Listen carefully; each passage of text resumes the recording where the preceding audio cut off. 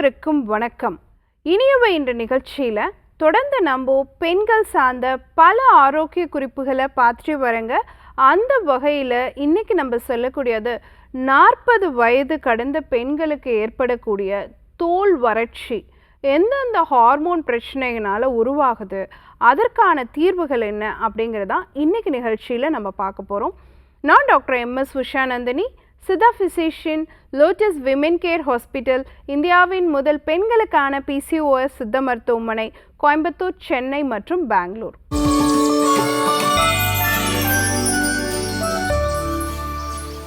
மறந்து போன மரபும் தொலைந்து போன ஆரோக்கியமும் பகுதியில் இன்றைக்கி நம்ம சொல்லக்கூடிய ஒரு விஷயம், நம்ம முன்னோர்கள் குறிப்பாக நம்ம பாட்டி தாத்தாக்கள் காலத்தில் வந்து பார்த்திங்கன்னா உணவு சாப்பிடும் பொழுது கண்டிப்பாக ஒரு துவையல் அப்படின்னு ஒரு விஷயம் இருக்கும்.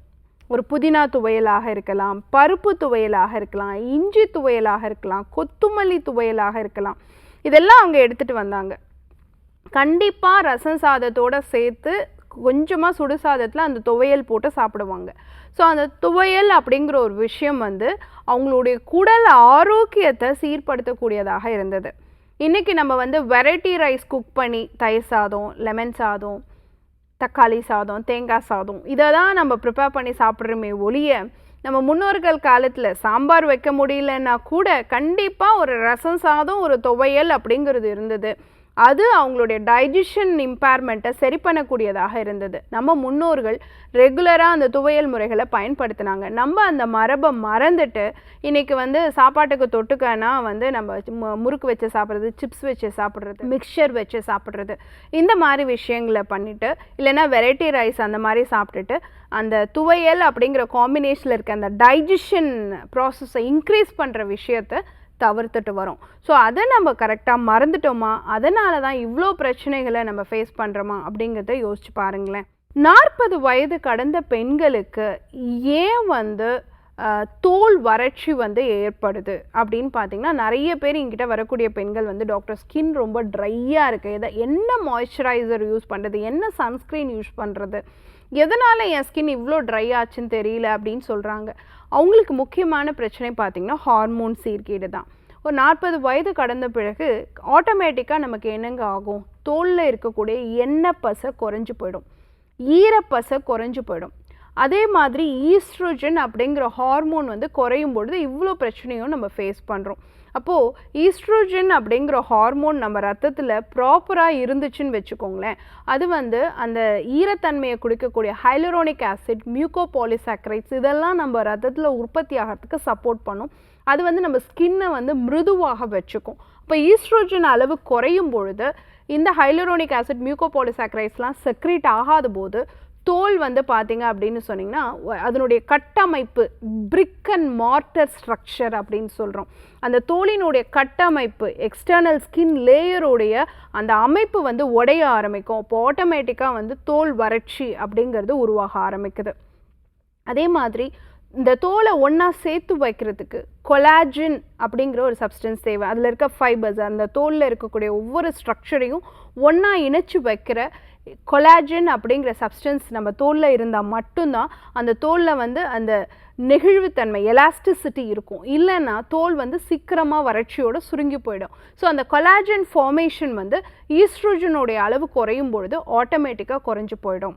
ஸோ தோல் மிருதுவாக இருக்கணும் அப்படின்னா அதில் இருக்கக்கூடிய சீபம் செக்ரேஷன் ப்ராப்பராக இருக்கணும். எண்ணெய் பசையை கொடுக்கக்கூடிய சீபம் செக்ரேஷன் கரெக்டாக இருக்கணும். ஈஸ்ட்ரோஜனுடைய அளவு நல்ல ஆரோக்கியமாக இருந்தால் சீபம் செக்ரேஷன் ப்ராப்பராக இருக்கும். கூடுதலாக இருந்தால் எண்ணெய் வடியக்கூடிய சருமமாக போயிடும். அதுவே ரொம்ப குறைஞ்சி போச்சு அப்படின்னு சொன்னால் சீபம் செக்ரேஷன் குறையும் பொழுது தோல் வறட்சி வந்து உருவாயிடும். அப்போ ஈஸ்ட்ரோஜன் செக்ரேஷன் குறையிறதுனால தான் பெண்களுக்கு 40 வயது கடந்த பிறகு இந்த பிரச்சனையெல்லாம் அவங்க ஃபேஸ் பண்ணுறாங்க.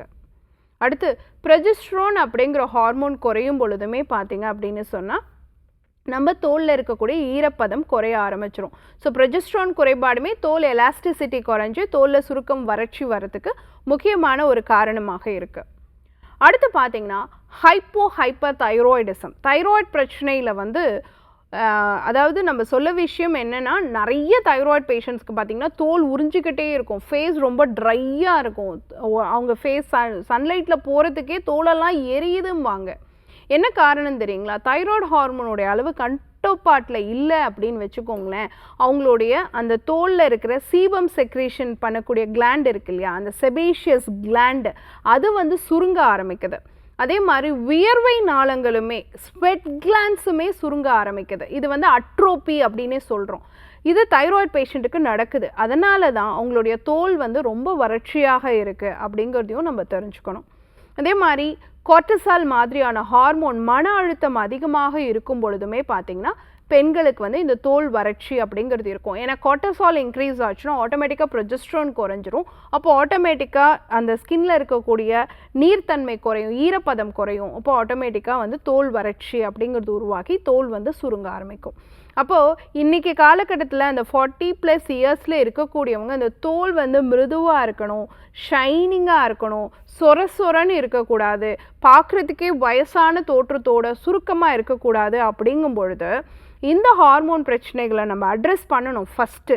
அடுத்து நம்ம செய்ய வேண்டிய விஷயம் எக்ஸ்டர்னல் அப்ளிகேஷன்ஸு. ரெகுலராக வந்து குளித்து முடித்த உடனே கொஞ்சம் தேங்காய் எண்ணெய் எடுத்து நீங்கள் அந்த ஈரப்பதத்துலேயே வந்து ஸ்கின்னில் வந்து நீங்கள் அப்ளை பண்ணிக்கலாம். அது ப்ராப்பராக உங்கள் ஸ்கின் அப்சர்வ் பண்ணிக்கும். அப்போ ஆட்டோமேட்டிக்காக அந்த வறட்சி வந்து குறைய ஆரம்பிக்கும். ரெண்டாவது, ஆலோவேரா ஜெல் வந்து இன்றைக்கி நிறைய கடைகளில் கிடைக்குது. அதையுமே நீங்கள் எக்ஸ்டர்னலாக அப்ளை பண்ணலாம். அதுவுமே உங்கள் தோலினுடைய ஈரப்பதத்தை மெயின்டைன் பண்ணுறதுக்கு சப்போர்ட் பண்ணும். அடுத்து வைட்டமின் இ சத்து நிறைந்த, வைட்டமின் ஏ சத்து நிறைந்த பாதாம் ஆயில் வந்து நீங்கள் யூஸ் பண்ணலாம்.